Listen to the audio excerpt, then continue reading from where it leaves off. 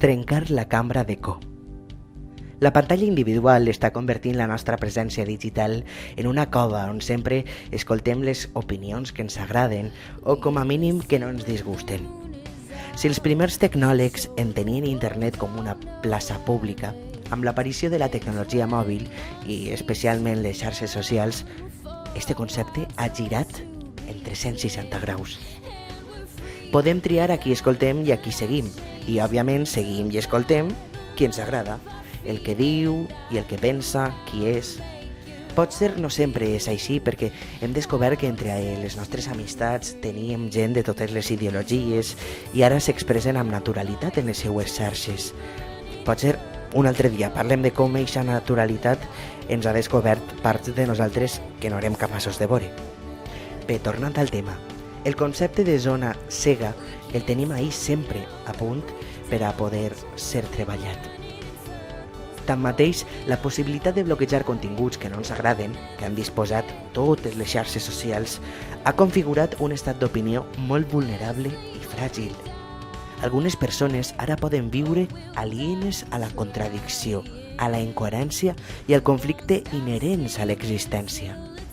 Millor dit, creuen que poden viure així perquè després la realitat és una altra. La realitat és que les visions del món que tenim a dins s'han de conciliar amb les de la resta de persones amb les quals convivim. Una recomanació més d'higiene digital és trencar voluntàriament amb esta cambra d'eco. La tecnologia està preparada per a fomentar dues dinàmiques. La primera és incentivar el contingut extrem per aconseguir la nostra reacció. I la segona és una derivada de la primera, la polarització. La tecnologia prepara simplificacions, atenció, 140 caràcters i dicotomies, dislike, like.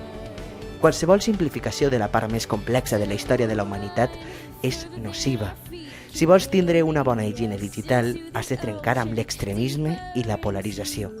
Entendre que l'interès de la teua pantalla i del teu algoritme no és el teu, sinó una caricatura exagerada dels teus gustos.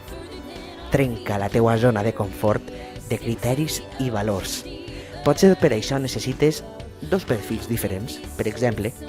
Així podràs aprofitar la força dels algoritmes, però busca sempre intentar trobar les veritats alienes.